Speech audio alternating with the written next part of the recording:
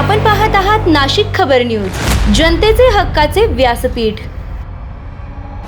सिंहस्थ कुंभमेळ्यासाठी 35,000 कोटींची विकास कामे, मुख्यमंत्री देवेंद्र फडणवीस। नाशिक व त्र्यंबकेश्वर येथे होणारा सिंहस्थ कुंभमेळा या भव्य आणि अविस्मरणीय करण्यासाठी 35,000 कोटी रुपयांची विकास कामे हाती घेण्यात आली आहेत, अशी माहिती मुख्यमंत्री देवेंद्र फडणवीस यांनी दिली। अखिल भारतीय संत समितीच्या बैठकीत ते बोलत होते। यावेळी कुंभमेळा मंत्री गिरीश महाजन, शालेय शिक्षण मंत्री दादाजी भुसे, संत समितीचे अध्यक्ष अविचल देवाचार्यजी, महंत ज्ञानदेवसिंग महाराज, अखिल भारतीय आखाडा परिषदेचे अध्यक्ष रवींद्रपुरी महाराज, संत निवृत्ती महाराज, रावसाहेब महाराज गोसावी, पुरुषोत्तम महाराज देहूकर, अशोक तिवारी, यतींद्रानंद गिरीजी महाराज, जनार्दन हरी महाराज, स्वामी संविदानंद सरस्वती, जितेंद्रानंद स्वामी, ब्रह्मेशनंद महाराज, राजेंद्र दास, महंत दुर्गादास महाराज, भक्तिचरण दास महाराज आदी उपस्थित होते। मुख्यमंत्री म्हणाले की भाविकांना गोदावरी नदीमध्ये स्वच्छ व प्रवाही पाण्यात स्नान करता यावे यासाठी विशेष उपाययोजना केल्या जात आहेत। कुशावर्तासाठी जलशुद्धीकरण प्रकल्प, रस्त्यांचे रुंदीकरण, घाटवाढ तसेच ओझर एअरपोर्टचा विस्तार अशी विविध कामे सुरू आहेत। तसेच साधुग्रामसाठी कायमस्वरूपी जागा उपलब्ध करून देण्यात येणार असून सर्व सुविधा उभारल्या जातील। मोठ्या प्रमाणावर भाविक येण्याची शक्यता लक्षात घेऊन नियोजन करण्यात येत आहे। कुंभमेळा हा भारतीय संस्कृतीचा आणि राष्ट्रीय एकात्मतेचा प्रतीक असून तो अधिक भव्य करण्यासाठी शासन कटिबद्ध असल्याचेही त्यांनी सांगितले। और उसके साथ साथ आजकल जिस प्रकार से हमारी बहनों को बहला फुसलाकर और उनके साथ शादी का ढोंग रचाकर और जिस प्रकार से उनका जीवन बर्बाद किया जाता है, उसमें भी हम लोगों ने इस कानून में प्रावधान किया है कि जिसके तहत ऐसे लोगों के ऊपर भी कड़ी से कड़ी कार्रवाई होगी। और सबसे महत्व की बात हम लोगों ने इस कानून में अगर कोई की है तो जिस बहन के साथ इस प्रकार का दुर्व्यवहार होगा, उस बहन का जो बच्चा होगा, तो जब ये दुर्व्यवहार से हम उस बहन को बाहर निकालेंगे तो बच्चे का धर्म, ये माता का जो मूल धर्म है वही रहेगा। ये भी हम लोगों ने इसमें प्रावधान किया है। मुझे ऐसा लगता है कि इसके कारण एक प्रकार से ये जो एक षड्यंत्र चल रहा है, उस षड्यंत्र को पूरे तरीके से विफल करने का प्रयास महाराष्ट्र में हम लोग कर रहे हैं। और मैं आश्वस्त करना चाहता हूं कि महाराष्ट्र ये संतों की भूमि है और यहाँ पर इतने बड़े पैमाने पर संतों ने और यहाँ के समाज सुधारकों ने हमें एक बहुत बृहद इस प्रकार का विचार दिया है। उसी विचार को हम आगे ले जाएंगे। ये बात सही है, आपने जो बात कही, कुछ लोग पाखंड भी करते हैं और चंद लोगों के पाखंड के कारण हमारा संत समाज और हमारा सनातन विचार एक प्रकार से उसके कारण बदनाम होता है। इसलिए ऐसे पाखंडियों के ऊपर बहुत कड़ी से कड़ी कार्रवाई हम करेंगे ताकि कोई पाखंडी इसके बाद हमारे सनातन विचार को और हमारे साधु संतों को बदनाम करने का विचार भी न करे। इस प्रकार का कार्य हम लोग करने की कोशिश कर रहे हैं। मैं फिर एक बार आप सभी का बहुत दिल से स्वागत करता हूं। आप सभी को ये जो बैठक आपने संपन्न की है, इसमें से जो विचार आएगा, उस विचार में जो बातें, करणीय बातें आप हमको कहेंगे, वो उन बातों पर अमल करने का काम हम निश्चित रूप से महाराष्ट्र में करेंगे।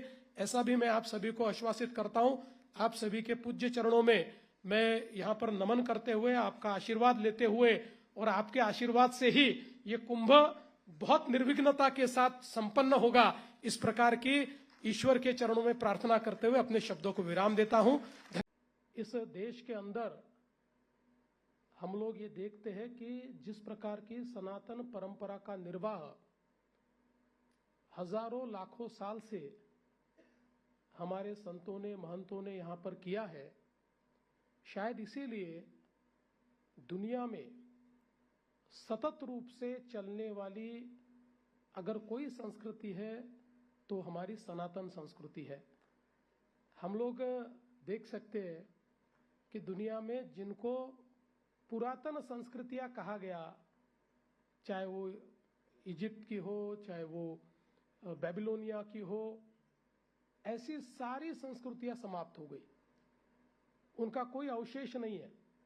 केवल कुछ भग्नावशेष उन संस्कृतियों के बारे में हमको कहते हैं।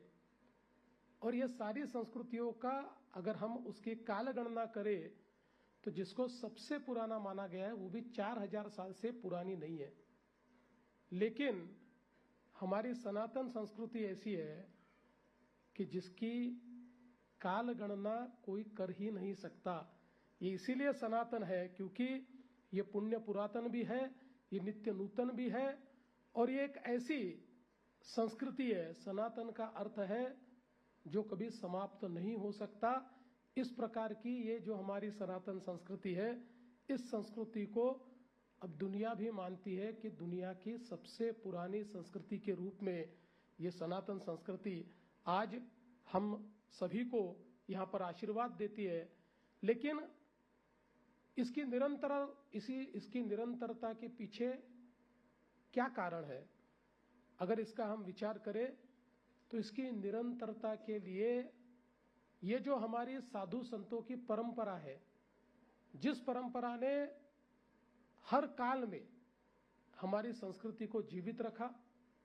ऐसा नहीं है कि हमारी संस्कृति में कोई गलत बातें नहीं आई, इसमें एक प्रकार से कुछ प्रदूषण नहीं हुआ, लेकिन उस प्रदूषण को भी दूर करने का काम हमारे साधु संतों ने ही किया। और इसी के चलते इतने आक्रमणों के बाद भी आज ये हमारी संस्कृति निरंतर चल रही है। जिसका यहाँ उल्लेख हुआ, महाराष्ट्र का वारकरी संप्रदाय इतने बड़े पैमाने पर औरंगजेब ने अत्याचार किए, तब भी कभी भी पंढरपुर की वारी रुकी नहीं।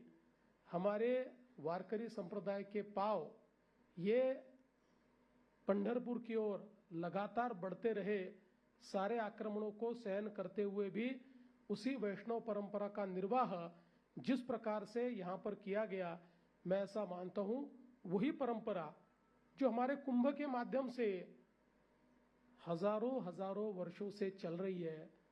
और मैं तो ये कहता हूँ कि कुंभ ये केवल धार्मिक आयोजन नहीं है।